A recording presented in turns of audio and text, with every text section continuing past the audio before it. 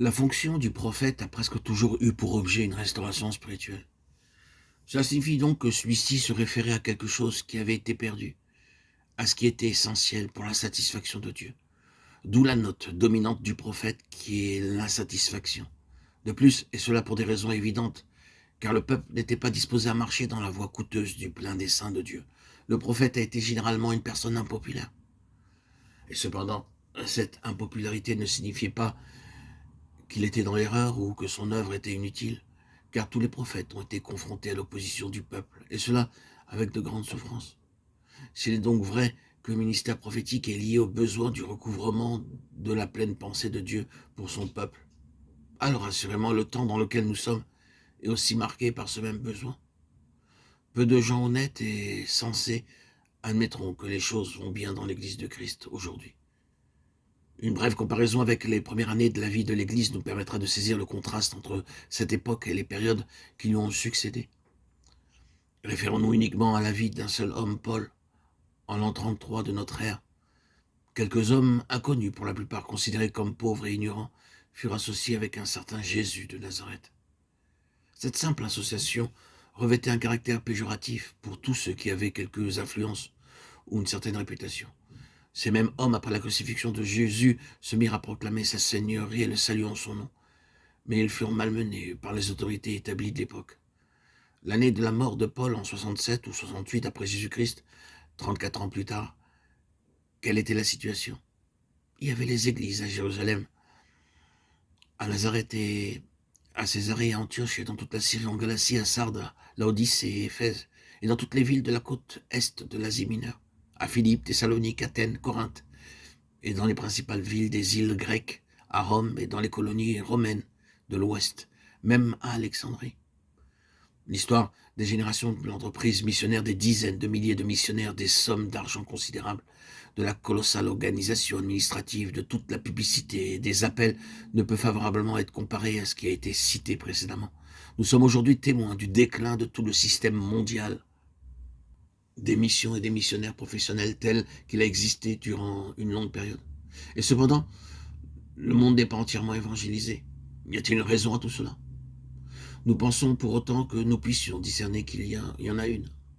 L'explication de cet état des choses n'est pas le fait d'une modification du dessein ou de la volonté divine de pourvoir à un tel dessein.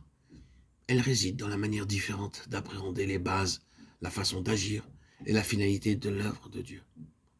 Nous avons une illustration de cela à notre époque au cours d'une période inférieure à la vie d'un homme. En Chine, des églises caractérisées par une réelle profondeur spirituelle ont vu le jour dans de nombreuses contrées, pas moins de 400 en quelques années. Alors que le communisme se répandait dans tout le pays, un autre mouvement progressait.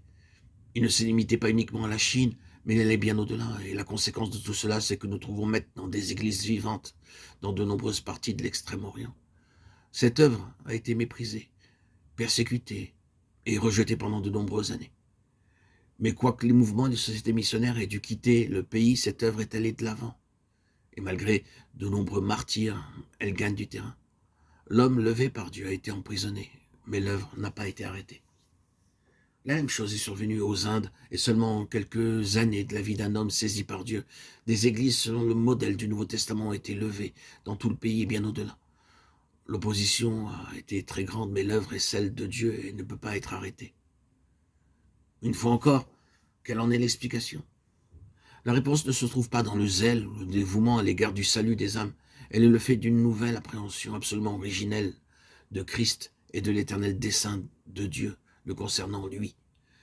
Cette révélation par le Saint-Esprit est venue avec un pouvoir dévastateur et révolutionnaire sur les apôtres et sur l'Église. Et au lieu d'être une tradition transmise par les pères, un système stéréotypé dans lequel il leur suffisait d'entrer, ce fut pour chacun d'entre eux comme si cela procédait des cieux d'une manière toute nouvelle. Ce qui en fait était une réalité.